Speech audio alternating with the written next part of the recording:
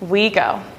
1, 2, 3, 4, 5, 6, 7, 8.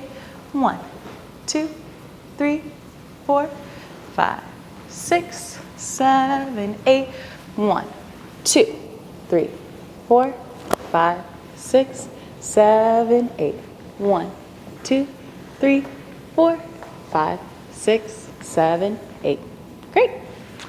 So beginning this intro pattern, we're going to have the leader start kind of off of the dance floor or towards the back right-hand side of the dance floor while the follower starts center of the dance floor. And the first 4 counts of this song, the leader is just going to walk up to the follower. So we go 1, 2, 3, 4, and then on 5, 6, 7, 8, go ahead and wrap your arms around your follower. 5, 6, 7, 8. So this, you can really take your time with this. We got plenty of it. It's really slow 8 counts in this song.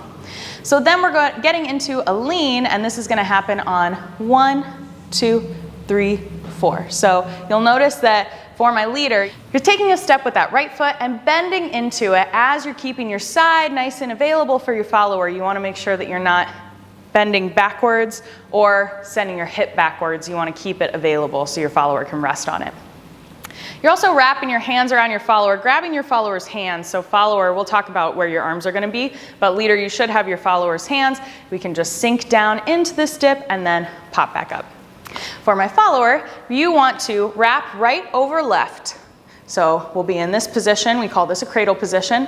And then for when we actually get into this lean, you just want to roll your shoulders back, sink your weight back on your leader. It's similar to a trust fall, but then you'll lift that right foot up. So you can bring it either to your ankle, you can bring it all the way up to your knee, or you can send it out in front of you, whatever feels the most comfortable. But the count on that is going to be 1, 2, 3, 4. And then we'll come up, and then follower, go ahead and offer your leader the left hand. On 5, we're going to start these turns. So follower, you're going over your right shoulder, starting right, left, right, left. The hand's going to come up and over the leader's head. We call this a leader's face loop. And then we are getting into a sway. For my leader, we'll talk a little bit of detail on this. Your footwork, you're not really moving a lot, so when you're bringing your partner around, you want to draw 2 clockwise circles up and over your partner's head, and then after you do that, you're coming up and over your own head and placing it behind. After you come up from that lean, you can replace the weight back onto that right foot so then your left foot is free. So while you're rotating your partner or turning your partner, you can shift that weight back over as the hand comes over your head. So for my follower, I'll repeat that footwork again for you. So once you hand the leader your left hand, you're starting with the right foot. So you go right, left, left. And then as you're in front of your leader, you're going to hear them say, hunger for your touch.